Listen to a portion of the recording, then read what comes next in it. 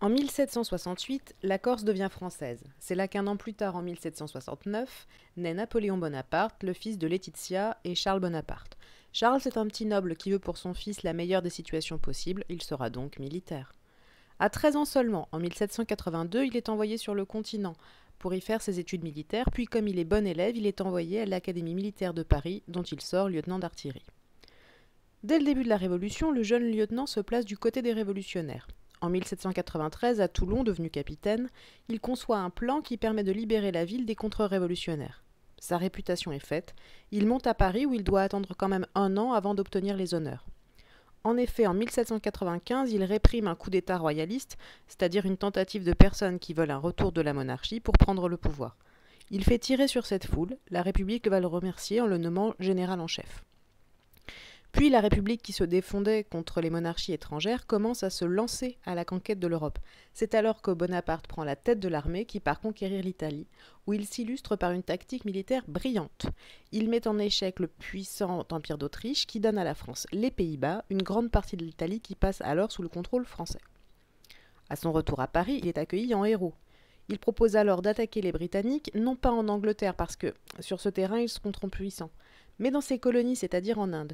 Pour atteindre l'Inde, il faut aller par l'Égypte. Il prend donc la tête de l'armée d'Orient et commence par conquérir ce pays. En 1798, c'est le début de la campagne d'Égypte. Mais en France, la République est en danger. Les coups d'État se succèdent, les monarchies européennes reconquièrent des territoires. Il rentre en France. Il apparaît comme l'homme de la situation, un militaire victorieux, et aussi un homme politique qui a géré les 2 régions conquises, c'est-à-dire l'Italie et l'Égypte. Il a le soutien et de la population et de l'armée. Le 18 Brumaire en 8, selon le nouveau calendrier, c'est-à-dire en 1799, un coup d'État est organisé et grâce à l'armée, il prend le pouvoir, qu'il va garder pendant 15 ans.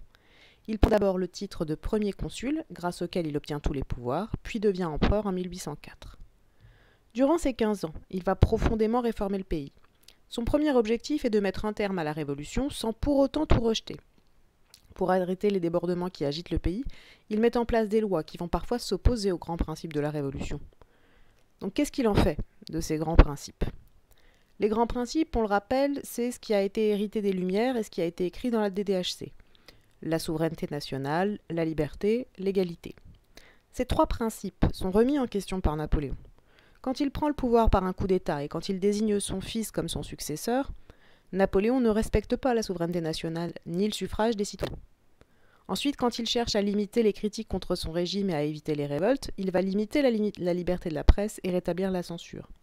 Enfin, l'égalité des citoyens n'est pas respectée, car il va par exemple rétablir l'esclavage dans les colonies.